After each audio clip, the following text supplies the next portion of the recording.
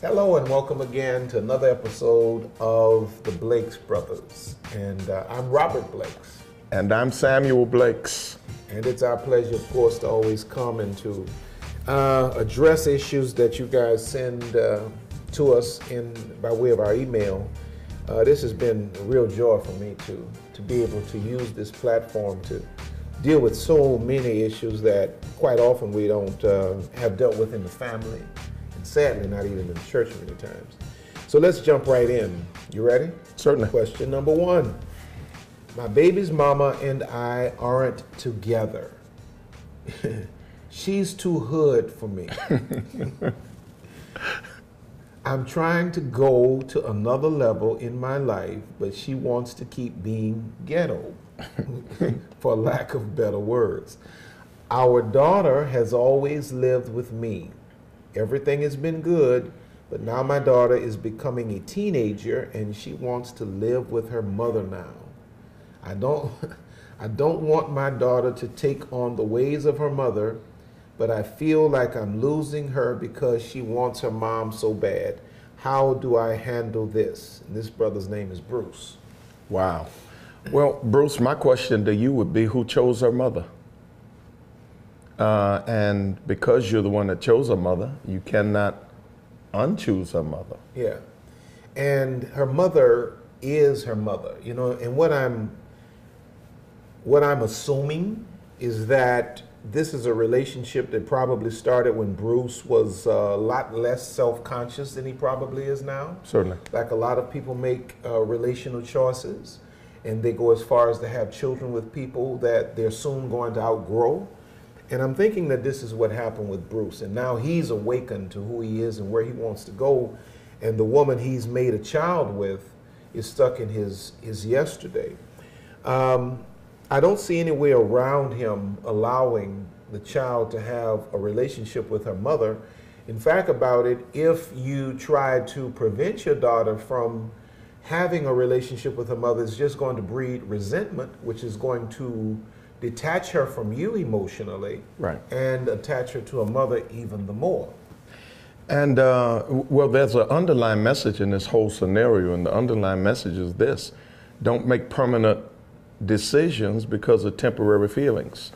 Because the person you choose to be with, you need to make sure that's the person you can live with, particularly if you're going to bring children into the scenario, because now, as ghetto as that mother is, as you would say, or as hood as that mother is, there's some aspects of that mother that daughter still needs. Absolutely, that's her mother. Yeah.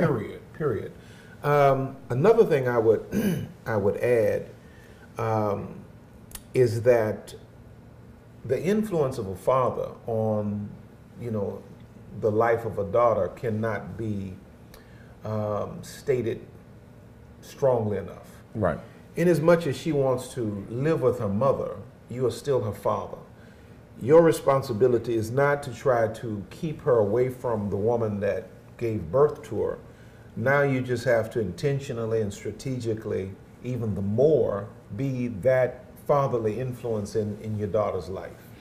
And in his own statement, he recognizes the fact that she has spent the bulk of her existence with him.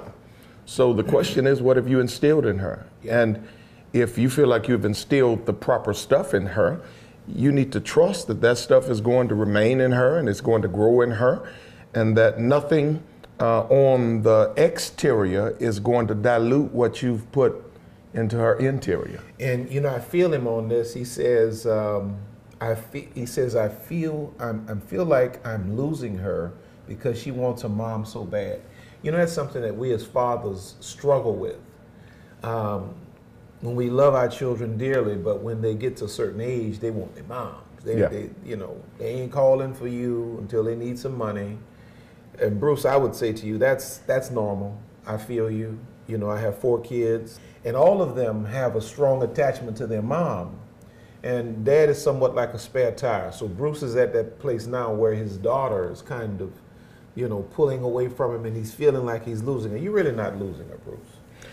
No, you're not losing her, you're sharing her.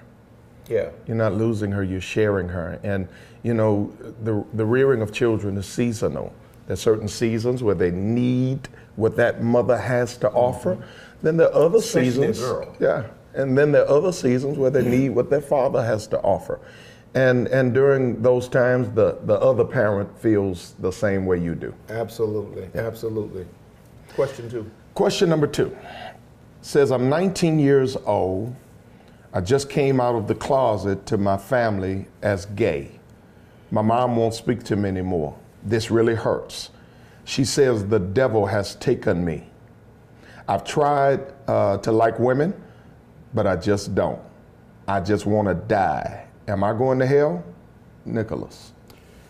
You know, this is this is a question that is very controversial, and it's so multidimensional in terms of the varying perspectives that are brought to a matter like this.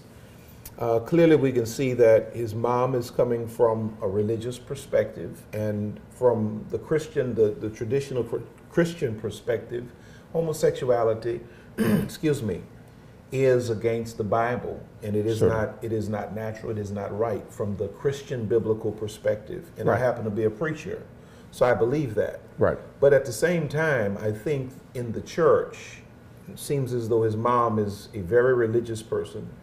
In the church, we have evolved to a place where we hold true to what God has said, but then we also have the perspective of knowing how to love an individual where they are. Right. We have homosexuals in our ministry that we love, and they have such respect for us that they can sit down and share their hearts with us. I would say to Nicholas, just like he has his convictions and his mom may not agree with them, I may not agree with them, he has to come to terms with his own life's choices. And he has to come to terms with the fact that his mom has her views that he cannot change. He's going to have to give his mom the time. Certainly. And he's going to have to be respectful of her position. And hopefully the two of them can get into some kind of counseling. Yeah. And at least repair their relationship to a point where, even though they may disagree, there's not a breach between their connection. We have homosexuals in our family. Certainly. They know that we don't agree with their lifestyle, but it doesn't stop us from loving them.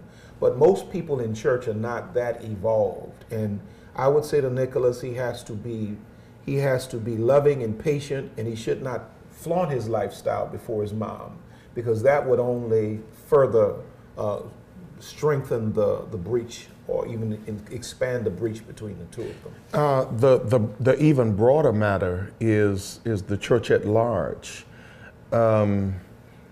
I often say that the church is the only place that kills its wounded. Absolutely. You know, the Bible says that even Jesus, when it came to sinners, Jesus talked to who the Pharisees and scribes were talking about. That's right. That's and right. The Bible says very clearly, with loving kindness have I drawn thee. The church has to become more loving. Not that we condone sin. Compromise. Not that we condone nor compromise, but we must love minister. people back to health. We minister. And then he says something. He says, I just want to die. And he says, am I going to hell? Nicholas, no man can determine if you're going to hell. I'm sitting here, I'm a pastor. Some might call me a bishop, likewise with him. And there are guys who do what we do and are going to hell. No man has the power to condemn you to hell or to release you to heaven.